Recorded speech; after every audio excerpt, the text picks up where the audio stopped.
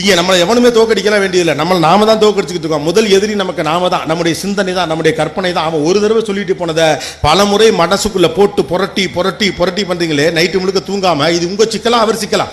சொல்லிட்டு போனவன் நிம்மதியா தூங்குறான்.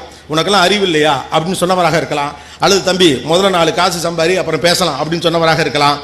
அப்புறமா நீங்க எல்லாரும் என்னன்னா வரக்கூடிய ப்ராவர்ப்ஸ், இந்த மோட்டிவேஷன் கோர்ஸ் எல்லாமே பெரும்பாலும் எப்படி வருதுன்னா, உன்னை அவமானப்படுத்தியவர்களுக்கு முன்னால் வாழ்ந்து கட்டுவதற்கு பேர் தான் வாழ்க்கை. அதெல்லாம் ஒன்றும் கிடையாது. நீங்க வாழ்றதா உங்க வாழ்க்கை. அந்த ஆள் அதை கண்டுக்கவும் மாட்டான். நீங்க கடுமையாக வளர்ந்த பிறகு முன்னால் போய் நான் நல்லா இருக்கேன் வழக்கம் போல கேட்கல காண்டாயிரு. ஏன்னா இவ்வளோ கஷ்டப்பட்டு வளர்ந்துருக்கிறேன், உனக்கு எதிராக வளர்ந்துருக்கேன், உன்னை பாத்தியா. அவருக்கு அது தெரியவே தெரியாது. இவன் நம்மளை எதிரியா நினைச்சிட்டு இருக்கான்னு அவருக்கு தெரியவே தெரியாது. உங்களின் முதல் எதிரி உங்கள் மனசு தான். நாம் தான் நமக்கு எதிரியாக நின்று கொண்டே இருக்கிறோம். காரணம் எல்லாவற்றிடமும் காரணம் கேட்டுக்கொண்டே இருக்கிறோம். இயல்பாக ஒரு வாழ்க்கையை வாழ நமக்கு பிரயத்தனம் இல்லை. Hey guys, let's do subscribe Dhanaka.